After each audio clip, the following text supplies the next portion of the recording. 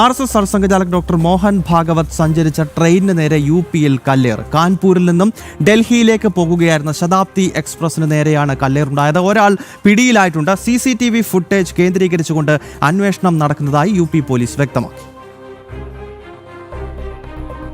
Train पे एक शीशा टूटा है और उसमें किसी व्यक्ति द्वारा पत्थर फेंका गया है। तो उसके बाद में किसी सवारी को कोई क्षति नहीं पहुंची है और ट्रेन सुरक्षित गंतव्य स्थल तक पहुंची है। इसके अतिरिक्त अभी हम लोगों द्वारा CCTV फुटेजेस देखे जा रहे हैं और ये ट्रेन कानपुर से दिल्ली की तरफ जा रही है। हमारी 6 टीम्स लगी हैं इसके अंदर। SOG सर्विलांस और 2 CO साहिबान भी इसमें लगे। एक व्यक्ति को हम लोगों ने हिरासत में भी लिया है और साथ में CCTV फुटेजेस में जो कुछ चीजें आ रही तो आप लोगों को साझा उसमें की जाएगी जो जानकारी के हिसाब से। एक बार हम लोग और इंटेरोगेशन अपनी टीम्स के माध्यम से कर लें।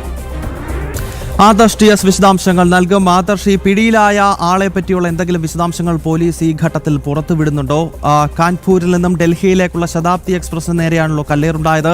CCTV-യിൽ നിന്നും എന്തെങ്കിലുമൊക്കെ വിവരങ്ങൾ പോലീസിന് ലഭിച്ചിട്ടുണ്ടോ? എന്താണ് UP പോലീസ് ഇപ്പോൾ വ്യക്തമാക്കുന്നത്? ആദർശ്, ഗൗതം, ഉത്തർപ്രദേശ് പോലീസ് നൽകുന്ന വിവരമനുസരിച്ച് ഒരാളെ ഈ ട്രെയിനിന് നേർക്കുണ്ടായ കല്ലേറുമായി ബന്ധപ്പെട്ട് കസ്റ്റഡിയിൽ എടുത്തിട്ടുണ്ടെന്നാണ്. എന്നാൽ ഇയാളുടെ കൂടുതൽ വിവരങ്ങളൊന്നും പോലീസ് പുറത്തുവിടാൻ തയ്യാറായിട്ടില്ല.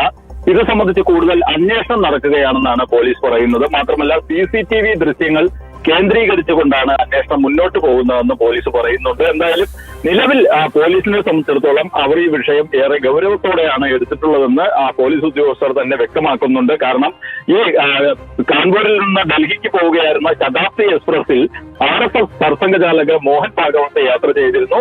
ഈ ഒരു സാഹചര്യം ഉള്ളത് കൊണ്ട് തന്നെ പോലീസിനെ സംബന്ധിച്ചിടത്തോളം അവർ ഇതിൽ ഈ ഓരോ വിവരങ്ങളും പങ്കുവയ്ക്കുന്നതിലുള്ള സൂക്ഷ്മത പുലർത്തുന്നുണ്ട്. അതുകൊണ്ട് തന്നെയാണ് ഒരാൾ കസ്റ്റഡിയിലായിട്ടുണ്ട് എന്ന് പോലീസ് പറയുമ്പോഴും ഈ കസ്റ്റഡിയിലായ ആളെക്കുറിച്ചുള്ള വിവരങ്ങൾ പങ്കുവയ്ക്കാൻ പോലീസ് ഉദ്യോഗസ്ഥർ തയ്യാറാകാത്തത്.